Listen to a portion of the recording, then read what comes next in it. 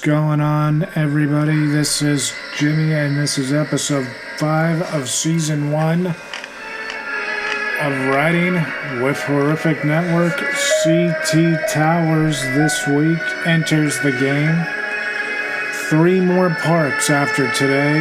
Remember, the top 4 automatically go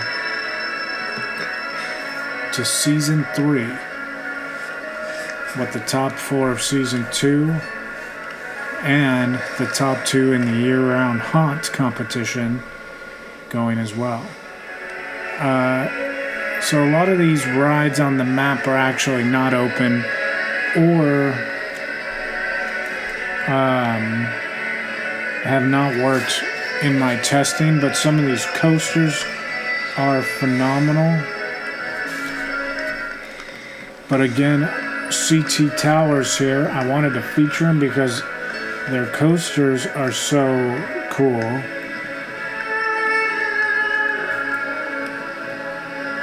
But CT Towers is already off to a kind of a rough start because they don't have a show.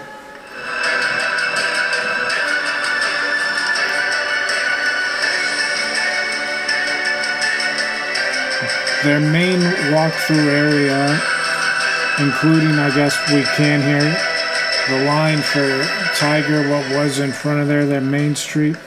I think it would be fair compared to everyone else's to give it a 6. Not totally impressive. But Tiger here enters them into a coverage into the coaster category, which is awesome. And I fell. Holy smokes. Right now the standings: Universal Roblox in first with an 83, Magic Kingdom with an 80. Let me get on here. WED third, 75. Roblox Tower fourth with a 23. So CT Towers, here we go, I believe. Yes. CT Towers, unless they have an abysmal day today, regardless of the shortcomings of not having rides in certain categories, will probably be in the top 4 over halfway through season 1. I mean, if you can land top 3, you're kind of in decent shape of making it to the tournament in what will be the traditional park season 3, including 2 haunts. But we're not there yet. Here we go.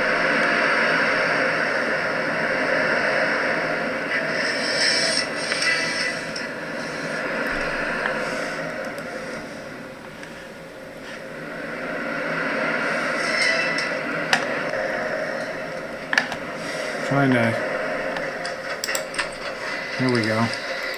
Hitting the camera is the POV control, so I apologize for the little bit of rockiness that we had there, but this fluidity of the ride itself is pretty decent.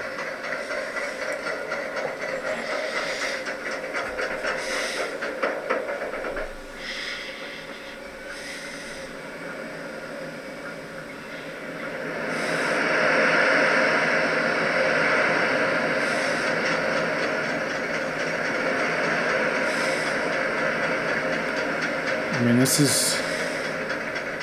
Jeez. So that, I'm giving...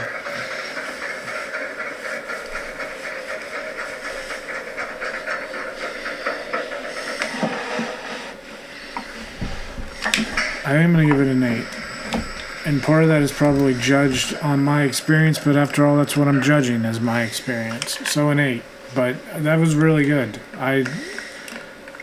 Mild personal complaints, which, hey man, when a critic reviews a restaurant, it's all their personal complaints. So an 8 is still pretty good for CT Towers here in Coaster.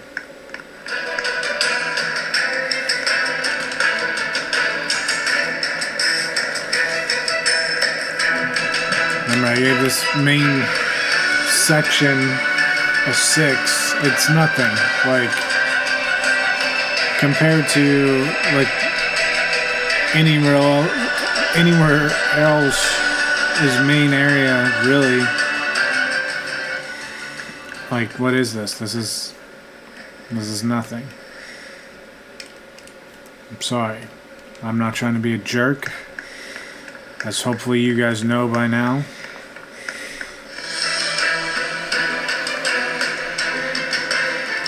And the way that I cut this show some of the time versus how the last 3 episodes are going to be cut together, which really make it exciting, actually. The last 3 episodes are going to be cut live, which is exciting shit. We'll keep the drama of who will be the top 4 here.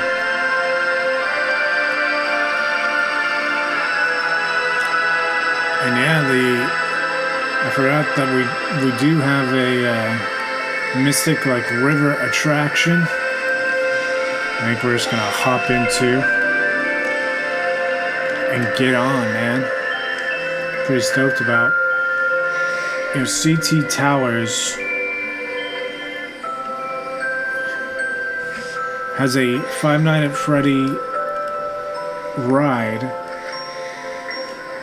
that you cannot count because I cannot get the ride to operate in the testing.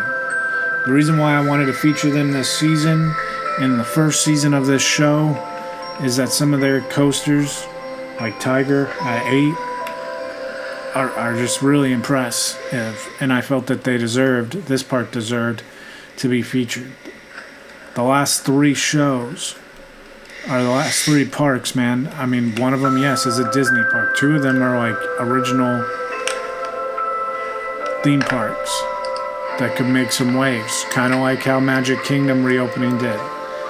When I announced the first parks, a lot of people gave me flack because the first class that we were going to do, a lot of them were Disney parks, and I said, you know what, we'll push some of those into season 2, no problem. We'll bring some of the season 2 parks into season 1. What a duration of the ride. Please stay seated at all times, hands, arms, feet, and legs inside the boat. Everyone was going to get represented, but if we want like one, we don't want like one mostly Disney season, best of Disney versus best of original. We want them intermixed, that's fine, that's what we got. They're now intermixed. And I don't think it's any coincidence that 1, 2, Universal and Magic Kingdom at 83 and 80. At this point, here we are, episode 5. We have 3 parks left. I would say it's a safe bet. Universal sitting at number 5 will at least make the top 4. I just can't foresee them getting beat 3 weeks in a row. I don't think CT Towers is not off to a bad start. Mainland at a 6, and now the Tiger at an 8, and now this ride here, Mystic River or Magic River.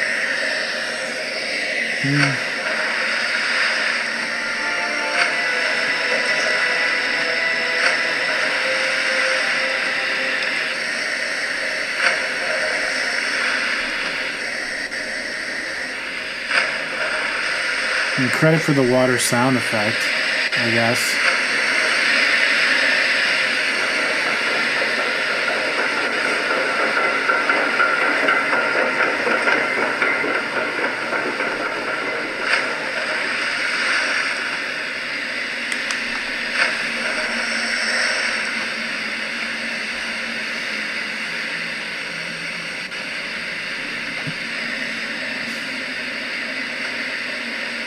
We're like stuck in here. And now here we go. There's some skeletons.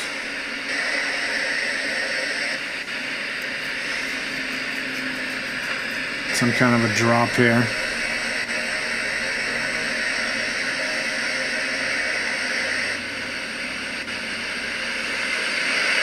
There we go.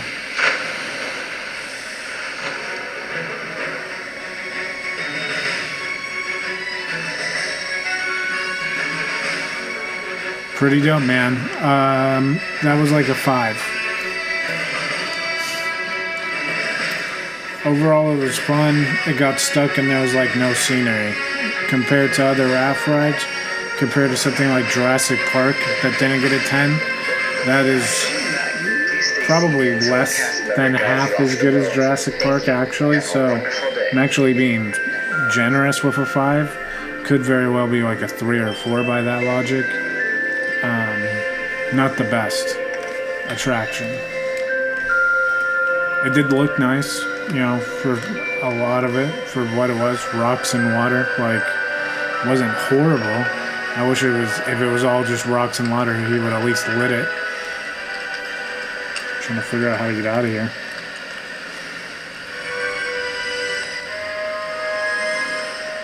This way? Maybe? Oh.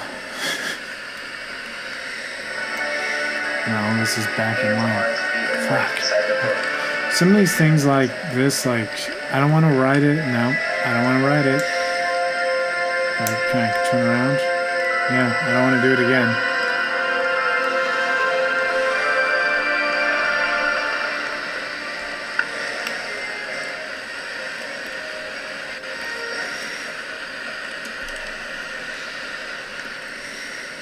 I'm not going to tell you guys the order, but here kind of on a little exclusive as we wander around out of the raft ride here. Out of, what is the actual name? The Mystic River of Mithra or Mata. We get some behind the scenes footage here. Smoocha coming soon. Look at this. You can actually go behind the wall and see the full facade.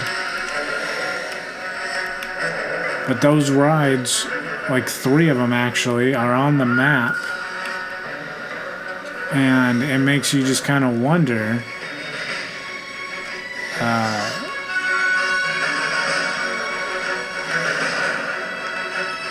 It just kind of makes you wonder why put them on the map if they're not done yet. Or at least like put coming soon.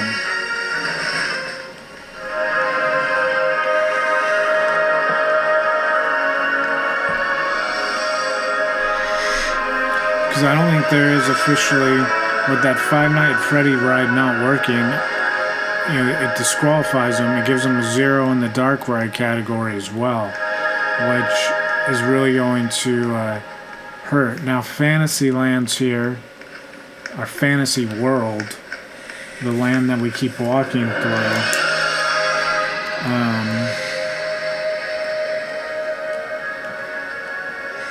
Is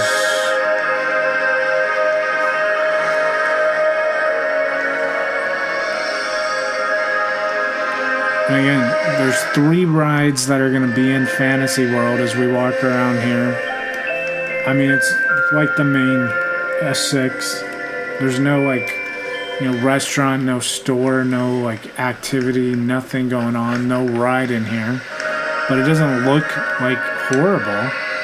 So you can see here in the actual map of this thing that the Forchester and Mansion, the Curse of Alpine, and the Schmuzia Furia, those 3 rides are not open yet. That's where we're looking at the facade of the To Come Schmuzia Furia thing. So, cool preview. Shitty that it's like on the map and it looks like, you know, whatever. Now we're going to this cars area and Red Strike, another coaster.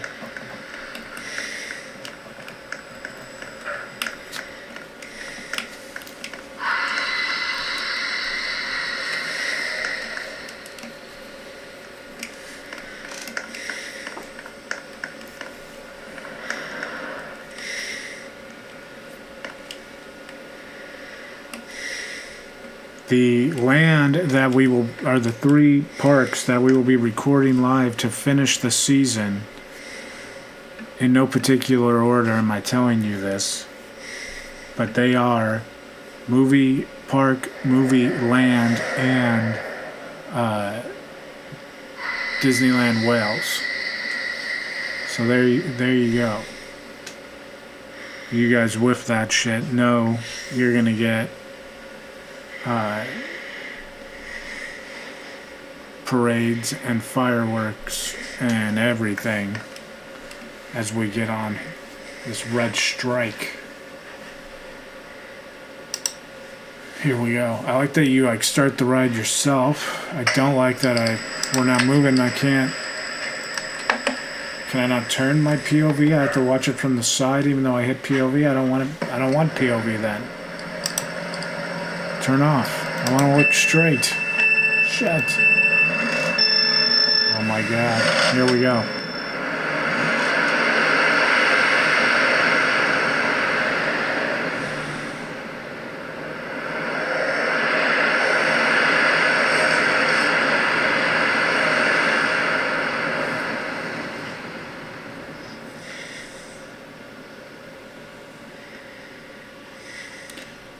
I'm going to do it, I think, again here. Even though we got a pretty good look, but I'm going to do it again facing forward POV. Here we go. Just to make sure, give this thing its full glory here.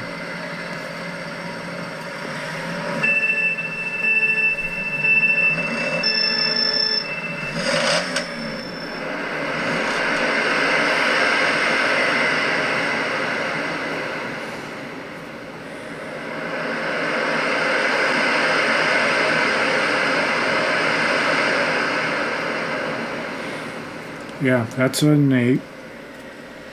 That was dope.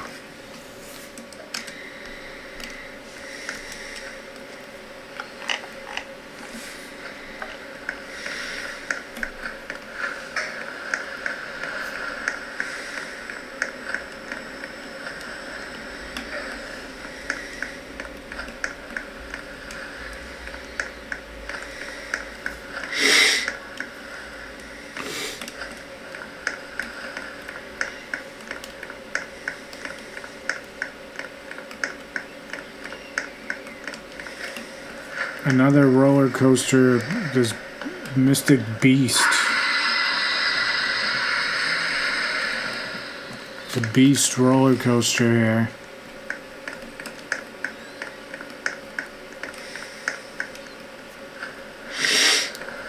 Also the land that's like 50s slash sky shapes where Freddy should be.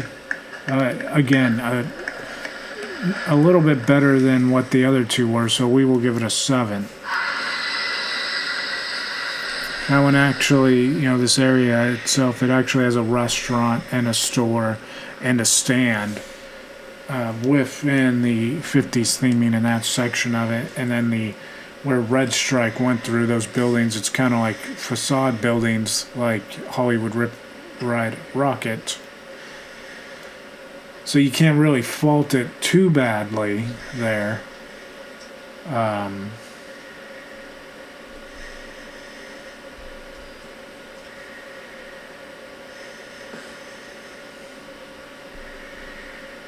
But ultimately, I think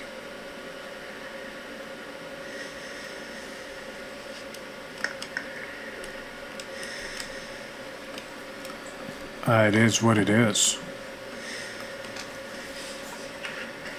Them not having a Freddy ride working. Every time I've done it, it says you have to have 12. But here we go with this Beast coaster here.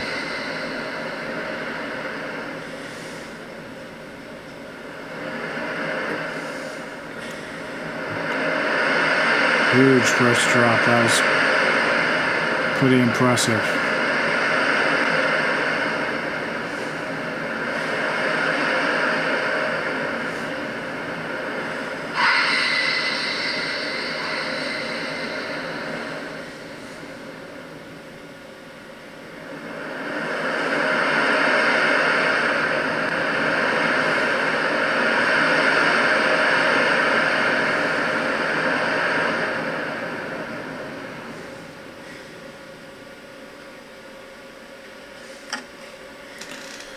So Steel Beast, man, to say they all can't be 8s, I think is not necessarily fair. I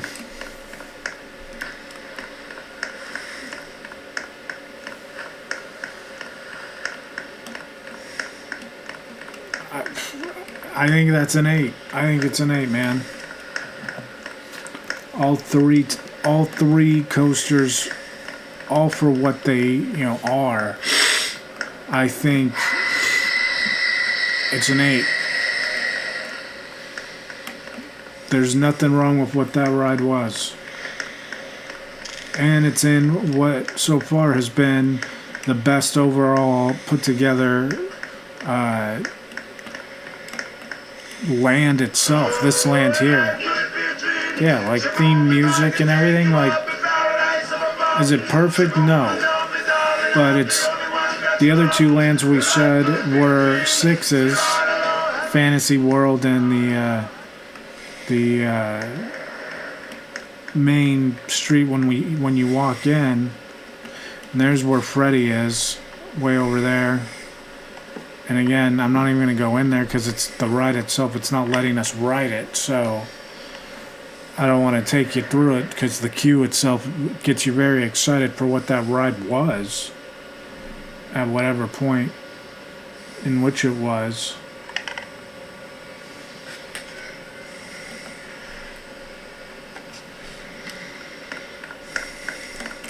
But there are some other rides here that we can go on.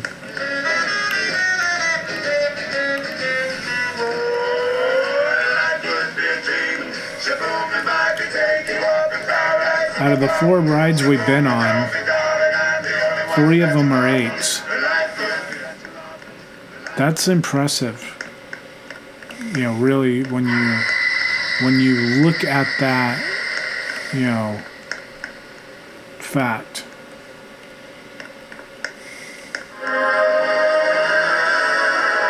Let's see if we can cut across through Fantasy World here.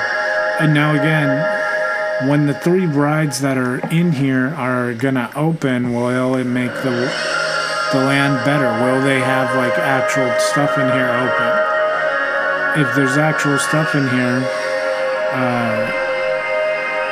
this mansion, Curse of the Alpine, Smoocha Furia, once those are open, man, like, how do we not expect this land to be better?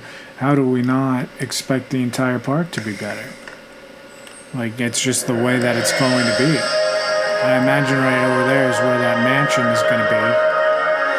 This over here is that Smoocha Furia. I don't know if I'm saying that right or not.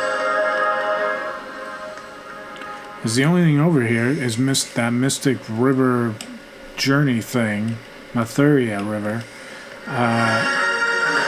And this was a 5 out of 10. This was not great compared to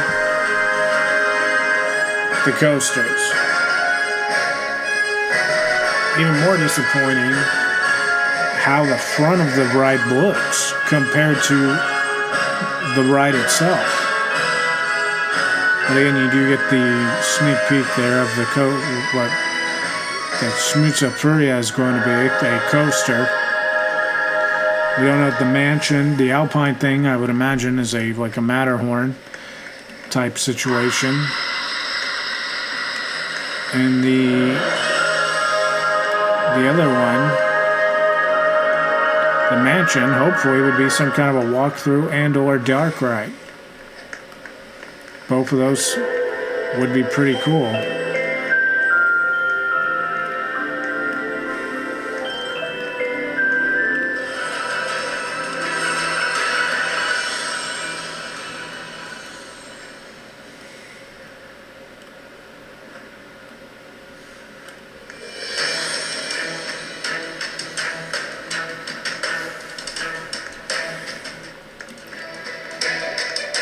We go over here to the beginning of this, what we'll call steampunk area.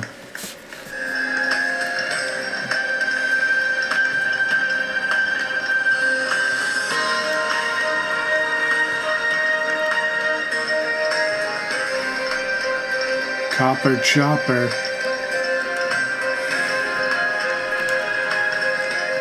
is a drop ride, so that gets them a ride in the special category.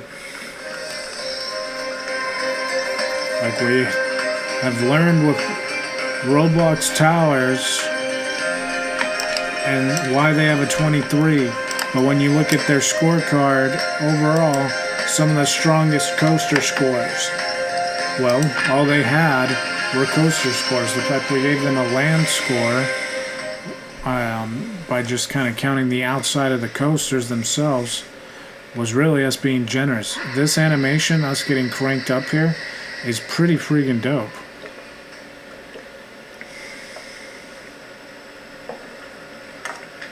It's very, very undeveloped outside of the parklands. Looks very Roller Coaster Tycoon 2. No fault there. Now we come down.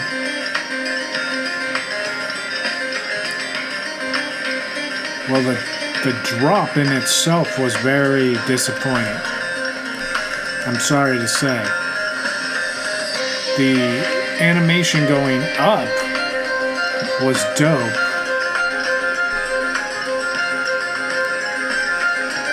So I'm going to give it a 7. The animation going up is a 10. The disappointment on the drop drops it down to a 7. The steampunk aesthetic of this land, like, is this a store here? Okay, so this place actually has a store, and I do like the architecture of everything going on in here, being the steampunk aesthetic. We have the Curse of Vern roller coaster.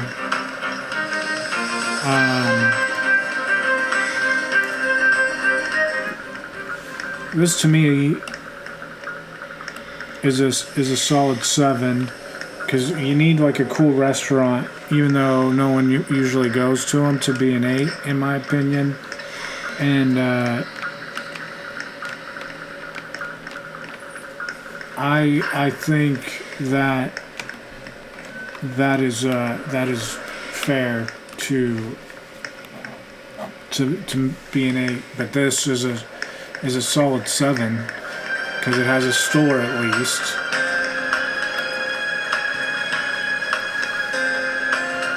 So really my 6s are being nice.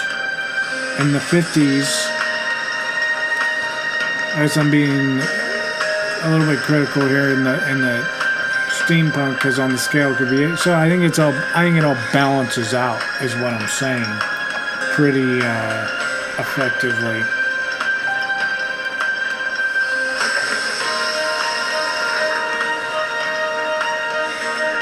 We're in it says the pre-show is not all the way operational. Like there probably isn't going to actually be one, which is fine.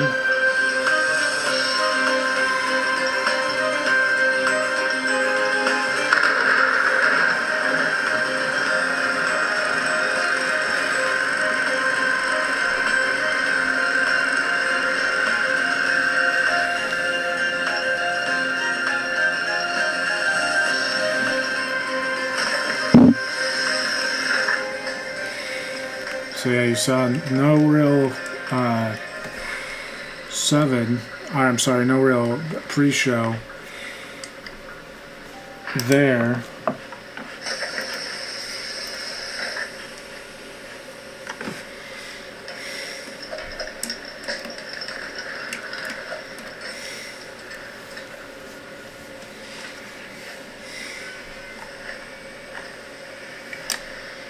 Trying to hit the button to start us off here.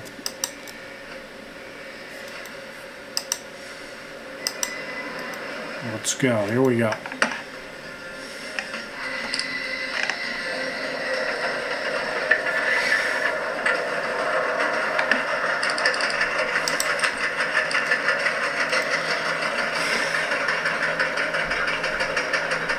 Damn, that animation is really clean. That's like Rip Ride Rocket style clean.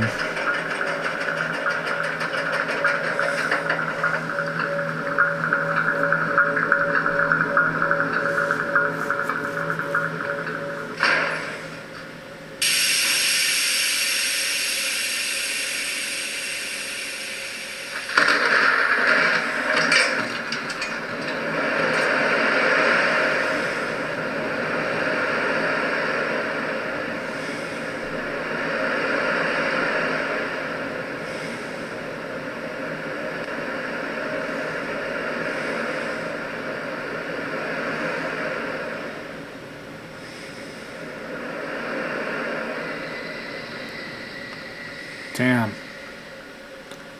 That was a 9. That was a 9.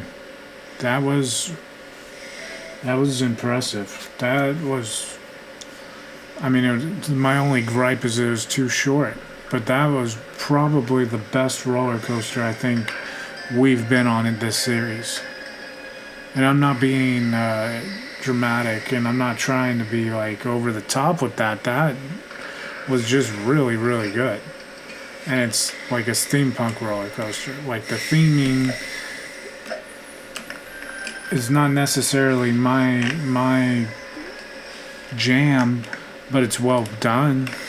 It's well done for a walkthrough little experience line thing. And the land itself is the strongest land we've seen in this park. So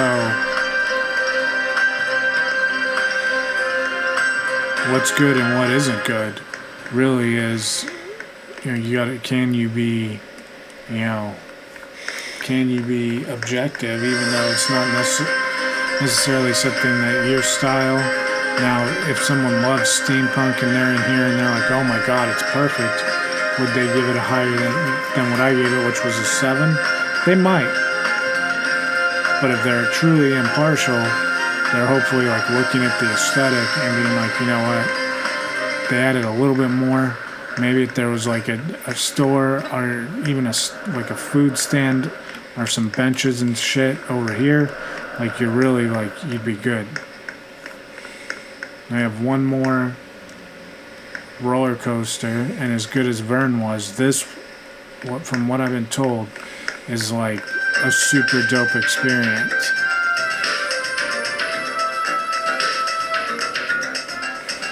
The Spins It.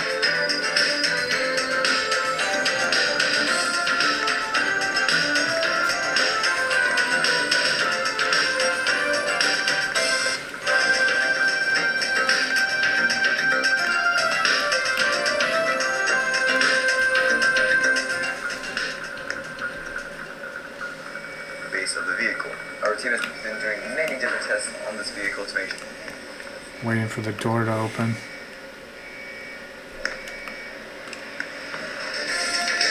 Right? This is all just walking through the line.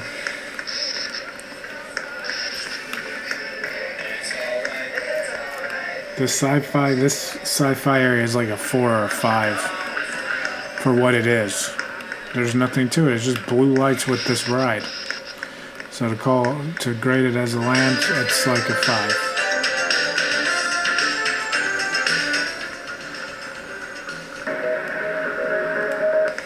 So this has to be the way to get into this thing. Can we jump in? There we go. Here we go. Now it's open. Here we go. Okay. So that's what our car looks like. Going up.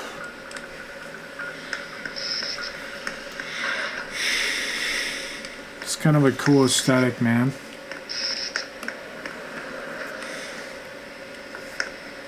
The look in itself is pretty fun.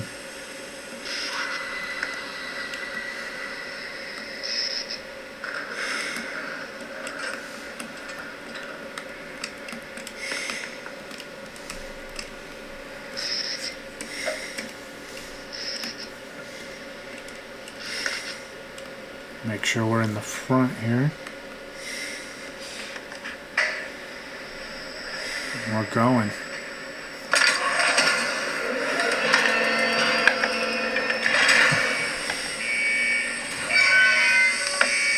And now we're in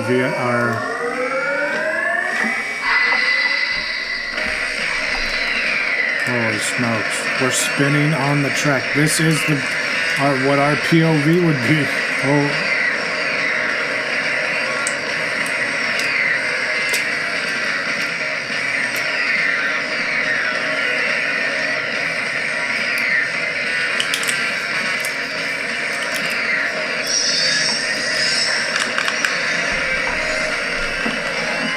Holy smokes, man.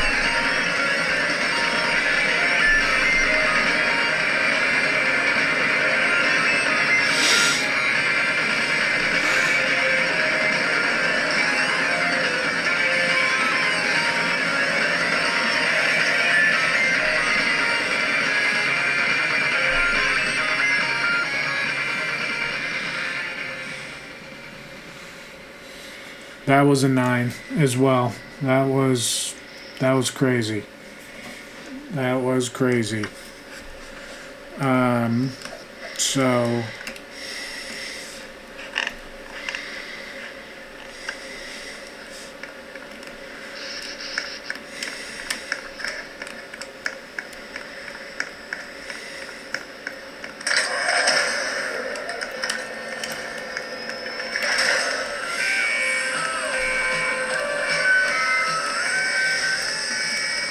their overall coaster score is 8.5.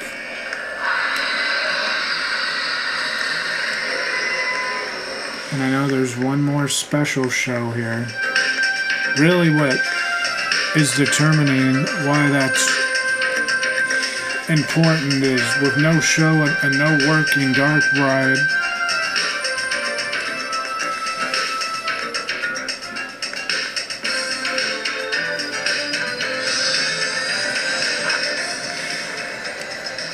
Super Velocitor, or whatever this is called here. The last, I believe, ride we're gonna do. And it literally just shoots you right up into the area. Nice view of that roller coaster.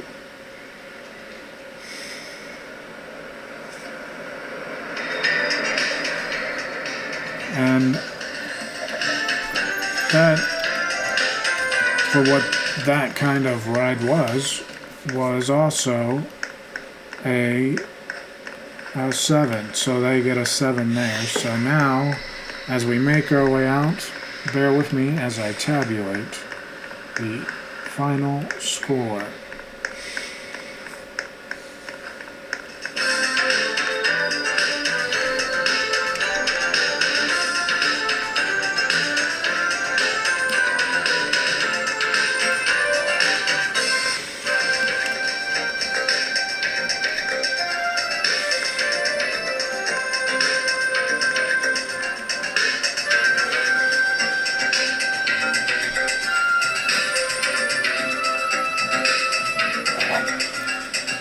So man, as we look at the maze and we come down to it,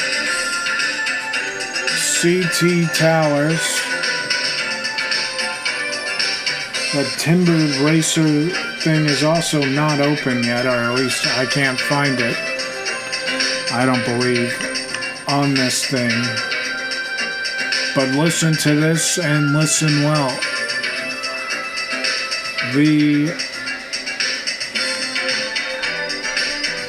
The map here with CT Towers, lands overall score on the lands,